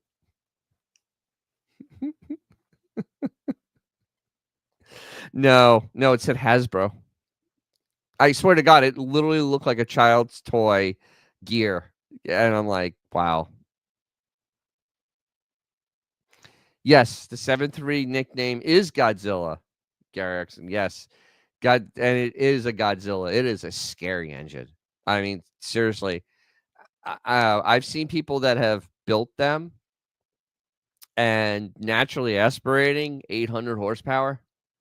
It has all the tricks that the old race engines have, except now it's made with modern technology. I mean, it has piston squirters. I mean, which are common in most cars, but on big giant V8s, they didn't have They're on the bottom of the piston. They keep the piston cool from underneath. Didn't have them. I mean, that is a beast. And honestly, if I wanted a F350, I'd probably get the Godzilla engine over a diesel. I know the diesel would get better fuel economy in the long run, but the Godzilla engine would just be easier to maintain. Are they considered big blocks? I think it is. I don't think this is based on the 4.6 family, which is now the Coyote. I don't think it's based on that. It's too damn big, and it doesn't have overhead cams as a center cam. So Ford never really got rid of, ditched all their big block stuff. So I mean, it could be related 7.3. It could be related to the 460. It could be. There we go. Talk about the Power Stroke. Best 7.3 was 7.3 diesel for all the crap. They were in strong. Yes. 7.3 Power Stroke. Yeah, absolutely. I was lucky enough to own a 6-liter and a 6.4. The 6-liter, actually, they fixed all the problems, and it wasn't bad. Then got hit by a dump truck. Then we got the 6.4, and we lemon lawed it. It was the worst engine I've ever had in my entire life. I've never seen anything this bad.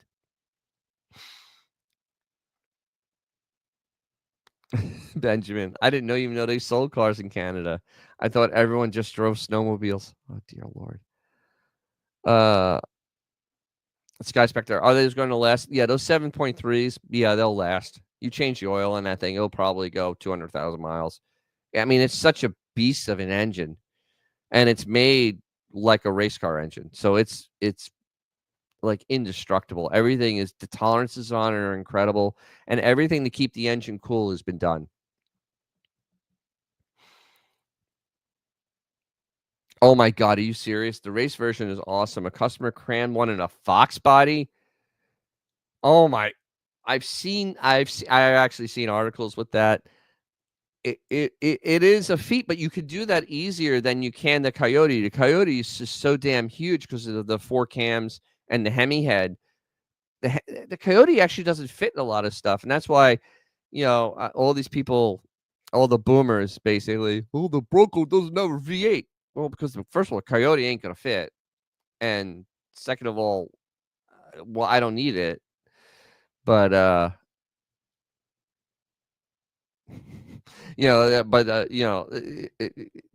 Godzilla does fit in there, and that people have done that. I actually did a story on that. It's an animal. G Canada snowmobiles in the 11 years of winter. How else would you get out the club baby seals in the head? Yes, absolutely. 4339 JK. When Chrysler discontinued the 440 and 78, the Marine division bought 460s. Yeah, Chrysler.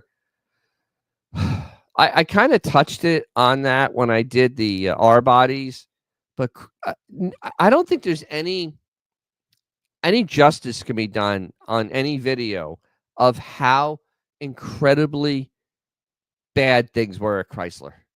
I don't think that anyone can actually. I'll try, but I don't think you could really get the full vibe of how bad it was. I mean, they literally pissed away years and years of development to try to save, a few $100,000. Because getting rid of the 440 was they literally sold it. They also sold the Hemi. They literally sold the Hemi to Keith Black, because Chrysler can't really build a Hemi. They have to license it back. They sold everything. I mean, just absolutely, I mean, yeah. Oh, I know G Canada. It was 11 months of winter. Yeah, no. Honestly, the getting rid of that. I mean, they lost everything, and then when they came out with the R bodies, they didn't have a big engine anymore to put in it. Even Ford, the first year of the Crown Victoria, what became the Crown Victoria, it still had a 400 in it. I mean, there still was a 400 the first year. But and Chrysler just had nothing at that point. They had just LA engines and a slant. Yeah. Yeah. They yes, Vintage 76, they sold the Hemi. They were so bad that in 79, they were ready to come out and say they were gonna be bankrupt and probably liquidated. And that's why their car sales is completely tanked because who's gonna buy a car from a company that ain't gonna be around? Well, I mean, the electric car people do that, but, they're stupid. But, the Hemi, they sold that and they got some sort of money. The 440, they just stopped production, and then I guess it got bought, because I don't think they own the rights to it. I mean, or the designs. I mean, I mean, everything was going side they were so poorly run at that point, and this 1979 for Chrysler was basically a slow train wreck. The seeds of this disaster was started in 1969, and literally, it just did not stop. I mean, they literally made so many mistakes from the late '60s forward that there was no way for that company to stay around. So, oh, Polyhead.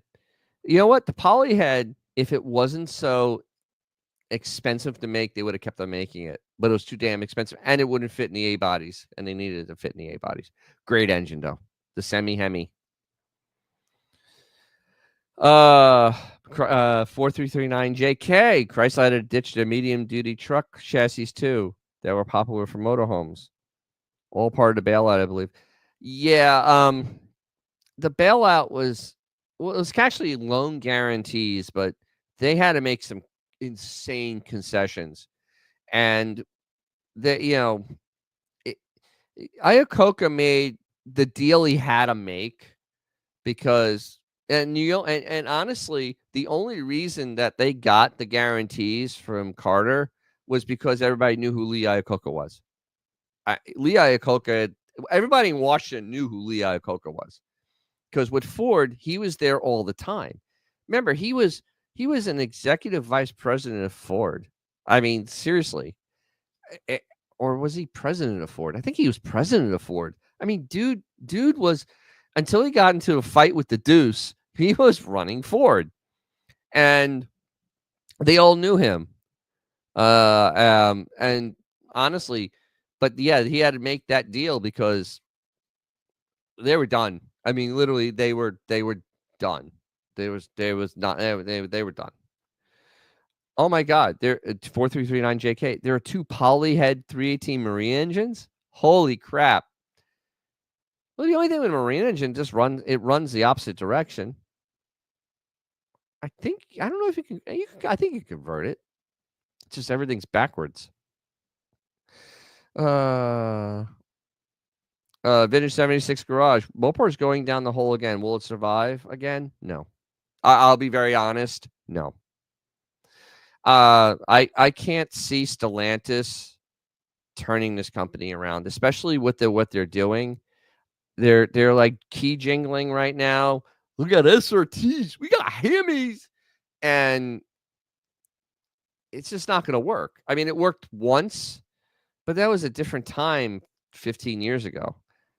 And the same old trick over and over again. People just get tired of it. And there's so much better technology out there right now, and there's so many better cars out there right now that I can't fathom them surviving. I really guess Chrysler's going to go first. They're done. They don't have anything, and Dodge is basically this Charger that if it fails, what do you do? Because the Hornet is dead. They're not going to make it anymore. The electric Charger's dead. The Durango is older than my daughter, and there's really nothing left. I mean, there's just nothing left at these divisions. So, I mean, will the Europeans dump the money they need to dump into these divisions to make them actually something that's not garbage? Probably not. More than likely, no. I can't fathom them doing that. I mean, it's going to take hundreds of millions of dollars to make these actually competitive, and I can't see them doing it. I just can't. I mean, they can't even roll out a Jeep. I mean, they can't even make a Jeep properly. Um, it's so it's so bad. I mean, it, there's just there it really is. I've done 2 videos on it, and I'll stand by them. They're aging like wine at this point because I did one on Filosa, and I'm not impressed so far. Key jangling is not going to save that company. You need a family product. You need a car, actually, a family car, and then you probably need like something like the Ford Escape. You need something that's just versatile, something that size, and they just don't got it. Gary Ackerson. I have a 66 Coronet. Oh, I love 66 Coronet. Seems to be quality control has gone by 68. The 66 had no rust. Yeah, they were by 68. They were starting to cut corners. They were already in trouble. And in 69, they released the C bodies, and I'm gonna do a video on the designer because they sank like stones. The sales for 69 were horrific, and then the sales for 70 were horrific for the B bodies because they were just rebranded 69s with weird fronts and weird tails. So yeah, and then the Challenger disaster and the Cuda disaster. But the quality control. Oh, my 72 Charger had never been apart, and my dashboard was not tight. Literally every screw was finger tight in the dash. Every bolt was finger tight. Literally didn't need to use I didn't need to use a socket wrench to take anything apart. Took it all apart by finger. That's how bad the quality control was. And the car always rattled. And we bought the car at 66,000 miles on it, and the car rattled like bad. And like, yeah, it was because nothing was tight. So yeah, I mean, it was honestly terrible. It's just yeah, but yeah, the six as you got closer to 70 and went past it, the quality control was absolute garbage. There was no care given at all. They were cutting corners. Remember, Chrysler is the only car company that would use 18 and 20 gauge wire. Nobody else used 20 gauge wire. They did. And it carried electricity. It was actually carried the stuff. Like their headlight switches are the worst things I've ever seen ever in a car. I've burnt 3 of them up. Now I have LEDs. So and actually I burnt one up with the LEDs. Go figure. Let's see. G Canada with his Fords, 83 Crown Vic LTD with all 150 horsepower. It was nice after I yanked the motor and bought a 300 horsepower. Yeah. I actually had an 85 Grand Marquis. It had a little more horsepower than that standard. It wasn't a bad car. Ooh, Gary Exton. I have a Poly. Can't find a 4-barrel intake. Yeah, good luck. You didn't find one at Carlisle? Damn. The only thing is, when you find one, it'll probably be like $600, $700. Because I'm trying to find an LD 340 for mine, but I'm not paying $400 for an intake manifold. I just can't. Bring back Lee Iacocca from the grave. Lee actually, I probably should. I'm working on a video on that. I actually have an outline. Lee actually, he was okay. He was the right man to get him out of the trouble, but he was not the right man to lead that company in the 80s. He made a lot of decisions that led to them having to do the merger with Mercedes, or actually being bought by Mercedes. Literally, lots of things he did were not good, and yeah, yes, Lee Iacocca was the president of both Ford and Chrysler. Yep. Gary Ackerson, do you think the EV Charger will be worth big money someday? When I was a kid, dealers couldn't give the Daytonas and Superbirds away. Now look at the prices. No. They're garbage. I mean, and who's gonna? All right. Here's the thing: the Superbird and Daytona. The one thing they really had going for them is they won on the track, especially the Superbird. I mean, it wasn't as successful as Daytona, but it was driven by Richard Petty. That alone made that car collectible. I went out with a girl that had a Superbird in Petty blue because she loved Richard Petty. That was the thing. So, yeah, I don't think so. I mean, they're all 4,000 of them or whatever. They probably have up to 6,000 now. They're going to end up being scrap in 5-10 years. I mean, or a curiosity, but I can't imagine them actually being anything anybody wants, especially an electric appliance when it's like 10 years old. What are you going to do with it? You can't just store it because the batteries go bad. I mean, what do you can't, it's not like a real car. I mean, my charger has been sitting out there lonely now for a month. If that was an electric appliance and I didn't have it plugged in, even if I did have it plugged in, I'd be ruining it. So, yes, this is true. Fun fact: Lee Iacocca's grandson owns DJ's Classic Garage. Yes, yes. I'm just the front man for it. Honestly, I'm just the front man. You know, if the new Charger had fine Corinthian leather, I think it would sell better. No, probably not. It's still a piece of junk. It's garbage. I actually have only seen one. I've seen more Hornets than I have seen Charger EVs, and I live in Tampa. I mean, you know, Tampa. I mean, I see Bugatti. I actually have seen a Bugatti. I mean, seriously, I see like real cars down here. I see Aston Martins and stuff. I've seen one Charger EV thing. Oh, Vintage 76. All right. Good night. See you next week. Maybe my last show in Florida until I go up to the wild north of Bowling Green. All right. So with him bowing out, I think it's time for me to bow out too. And you guys have been wonderful tonight. Thank you very much for participating. Sky Spectre, fun and informative.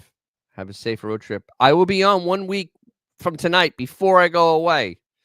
I'll be frantic because I'll still be getting stuff ready because that's the way I am. I had a year to get ready and I have not gotten ready yet. 4339 JK, no EVs and 1, maybe 2 Hornets. Yeah, I've seen 6 and I drove cross country. That's pretty impressive. Gary Ackerson, local dealer, has had them since they came out. Yeah, and he will have them. They're throwing 20 grand on the hood and they still can't get rid of them. Actually, one of my friends, a buddy of his, put $4,000 down and is paying $39 a month on a lease. Still too much money. Thank you, Jamie. I try to be informative. I try to make it fun. I try to bring it every week. All right, so yeah, my videos are up. I have my merchandise store. If you want to get something cool like this, you know, I can't turn around because I have a cat on it. It's the Ram Chargers. So, you know, I have that type of stuff. But I have my videos coming out. I'll have another fun video after if you haven't seen the Curious Yellow one, please see it because it was, this is how wild the early 70s were, baby. No, labor is spelled ALABOR. Labor. I don't know what else though. Good night from New Jersey, Gary Axon. All right. I will thank you all for coming. And once again, you know, there's stuff on my channel. And you know, hopefully you'll find it fun and entertaining. Watch it 3 times you have to. All right. Thanks a lot, guys. Thanks for showing up. Thanks for the great comments. And I will leave you now. And as always, if you have a cool car or something fun to drive, take it out because it'll make someone's day and probably your own. Goodbye. Goodbye. Bye, Benjamin. If you liked what you saw, subscribe. If you didn't, thank you for watching to this point. And as always, if you have a cool car or something fun to drive, take it out. You'll make someone's day, probably your own.